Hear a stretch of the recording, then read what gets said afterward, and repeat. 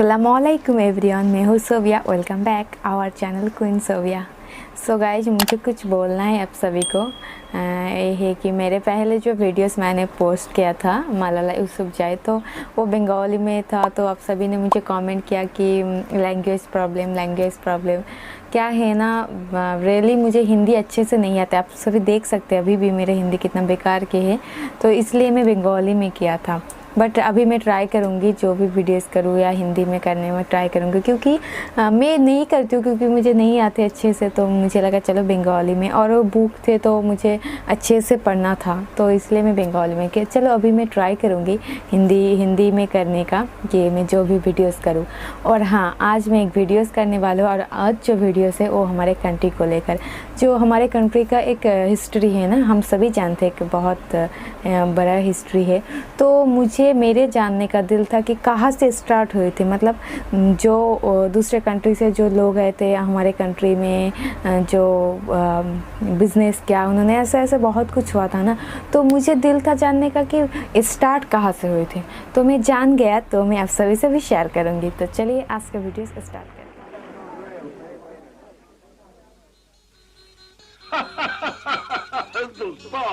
हिंदुस्तान से लाया, हिंदुस्तान सोने की चिड़िया। डॉलर सोना हिंदुस्तान। भारत का जिस ज़माने में सोने का चिड़िया बोलते थे वो बहुत पहले के ज़माना था। अरब और ईरान के व्यापारी भारत से व्यापार करते थे, फिर वो माल लेके यूरोपीय देशों में जाते थे। इन व्यापारियों से जब यूरोप देशी सोने का चिड़िया के बारे में सुनता था तब उनके मुंह में पानी आता था, लेकिन यूरोपीय देशों का मालूम नहीं था भारत आने का रास्ता। आखिर एक दिन 1452 को क्रिस्टोफर कोलंबस नामक एक पुर्तगाली यात्री ने भारत में आने के लिए निकल गया, लेकिन अफसोस उन्होंने पश्चिमी रास्ता पकड़ा और अमेरिका चले गया। क्रिस्टोफर कोलंबस ने अमेरिका द्वीप को ही भारत मान लिया। बाद में उन्होंने और कुछ द्वीप भी यात्रा किया।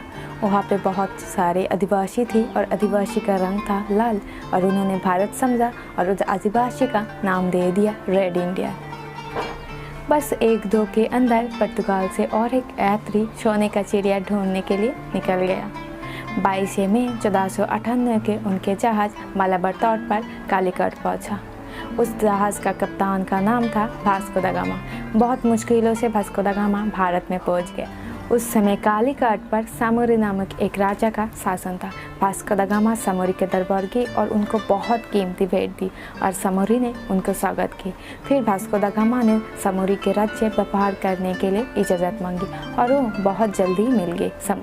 उसके 2 साल बाद पुर्तगाल ने कालीकट पर कोठी बनाई। 3 साल बाद कोठी का गली बंद किया और सिपाही नियुक्त कर दिया। उसके बहाना यही था कि अपनी रक्षा के लिए करे। 1506 साल में पुर्तगाल ने अपने व्यापार को गोवा से बंगाल तक पहुंच दिया। 17वीं शताब्दी में हेक्टर नामक एक जहाज अंग्रेजियों व्यापारी को लेकर भारत के ओर पर बढ़ने लगा। इन्होंने सन 1600 पे महारानी एलिजाबेथ से आज्ञा लेकर भारत पे व्यापारिक कंपनी किया, उनके नाम ईस्ट इंडिया कंपनी। इस हेक्टर नामक जहाज़ के कप्तान हॉकिंस ने जहांगीर के दरबार की और सबसे पहले घुटनों के बल झुक के जमीन चूमी और बादशाह के प्रति अपना प्यार दिखाए। फिर उन्होंने इंग्लैंड के बादशाह जेम्स प्रथम के पत्र जहांगीर को दी, और जहांगीर ने अंग्रेजियों को भारत में व्यापार करने का आज्ञा दे दी। तब सन 1615 में इंग्लैंड बादशाह सर टॉमस रो को मुगल दरबार में अपने पहला राजदूत बना के भेजा। धीरे धीरे अंग्रेजियों ने अपने व्यापार फैला लिया और उन्होंने पुर्तगाल जारियों को कमज़ोर किया। बाद में उनके जहाज़ लूटना शुरू कर दिया। औरंगजेब के समय में तो उन्होंने कोठी कायम कर ली और अपनी हिफाजत के लिए कोठी को कलीबंद भी कर ली। उसके अंदर ही भारत में फ्रांसीसी भी आए, और उस समय उनके मुखिया था दुमस। औरंगजेब की मृत्यु के बाद कर्नाटक पे मराठा ने हमला की, और फ्रांसीसी कंपनी के मुखिया अपने सिपाही के जरिए कर्नाटक को मदद की। मराठा हार गए। दिल्ली के बादशाह और कर्नाटक के बादशाह दोनों ही बहुत खुश होकर दुमस को नवाब उपाधि दे दी और 2000 सवारों के साथ सेनापति भी कर दी। सन 1741 में दुमस की जगह दुप्ले नामक एक फ्रांसीसी कंपनी का हाकिम बन गया। ये बहुत चतुर सेनापति था। और हाँ, दुप्ले पहले यूरोपवासी था जिसके मन में भारत में यूरोप साम्राज्य करने का बात आई। दुप्ले ने भारत के दो कमज़ोरी का फ़ायदा उठाया। एक तो उस समय देशी राजा एंड नवाब ने खुद के अंदर ही लड़ रहे थे और उस समय लोगों के अंदर राष्ट्रीयता का कोई भावना नहीं था और दुप्ले ने यही फोर्ट का फ़ायदा उठाया। सिर्फ दुप्ले नहीं, अंग्रेजियों ने यही फोर्ट का फ़ायदा उठाया और उन्होंने ना सिर्फ फ्रांसीसियों को कमज़ोर किया है, उन्होंने देशियों राजा का लड़ने में फिर उनमें से एक को मदद करने का नीति चुनी। उसके बाद मदद लेना राजा को अपने प्रभाव में ले लिया। चलिए आप देखते हैं बंगाल में क्या है। ये तो बस भारत में कैसे है ये हमने जान लिया। कैसे लगा आपको? आई होप अच्छे लगा। मुझे तो बहुत अच्छे लगा, तो मैं शेयर कर रही हूँ। ये सब सिर्फ भारत में आए हैं कैसे, ये जान लिया हमने। ये बहुत पहले की बात हम कर रहे हैं, ठीक है, मतलब बहुत पहले भारत में फर्स्ट टाइम कैसे आए थे ये हम कर रहे हैं। मतलब हम तो बहुत बार पढ़ भी चुके हैं, हमारे जो बुक थे क्लास में या बुक में, तो इतना ज़्यादा नहीं बोलते ना, बहुत पहले से क्या हुआ तो इतना ज़्यादा नहीं करते, पर हमने ज़रूर पढ़ा है वास्को द गामा या कोलंबस। हाँ, बट उसके आगे अरब और ईरान भी हमारे भारत में जो बिज़नेस या व्यापारिक करते थे ये हम नहीं जानते थे। तो हम जान गए हैं कि पहले अरब और ईरान व्यापार करते थे, फिर यूरोपवासियों ने आए हैं हमारे। चलिए अब हम बंगाल की बात सुनेंगे। बंगाल में कैसे आए हैं, ठीक है, बहुत इंटरेस्टिंग है ना, मुझे भी इंटरेस्टिंग लग रही है। तो चलिए, ये बात 1755 की। उस समय बंगाल के नवाब अलीवर्दी खां का शासन था।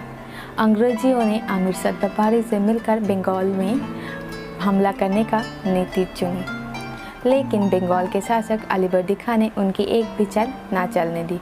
लेकिन अलीवर्दी खां बूढ़ा हो चुका था। उन्होंने एक दिन अपने नवाब सिराजुद्दौला को बुलाया। तब सिराज 24 बरस का था और उन्होंने बोला, अंग्रेजियों का ताकत बढ़ रहे है, कभी अंग्रेज को अपने केला फौज बनाने के लिए आज्ञा मत देना, कभी एक गलती कर दी तो अपने मुल्क अपने हाथ से निकल जाएगा। 10 अप्रैल 1756 को अलीवर्दी खां का मृत्यु हुई। उसके बाद सिराजुद्दौला अपने नाना के गद्दी पर बैठ गए। पलाशी की लड़ाई में अंग्रेजियों के जीत से भारत में ब्रिटिश शासन की नीति पड़ गई और इस जीत में सेनापति मिर्ज़ाफर की बहुत बड़ी भूमिका थी, जिन्होंने अपने नवाब, अपने रिश्तेदार सिराजुद्दौला को बहुत बड़े धोखा दे दी। उसके बाद अंग्रेजियों ने मिर्ज़ाफर के बंगाल के नवाब बना दी। उसके बदले मिर्ज़ाफर कंपनी को 24 परगना के जगदारी सौंप दी। उसके बाद 22 अक्टूबर 1760 में अंग्रेजियों ने मिर्ज़ाफर के ऊपर हमला की और उन्होंने मीर कासिम के बंगाल के नवाब कर दी। फिर मिर्ज़ाफर से अंग्रेजियों ने 3 जेला और ले ली और 3 करोड़ सोना।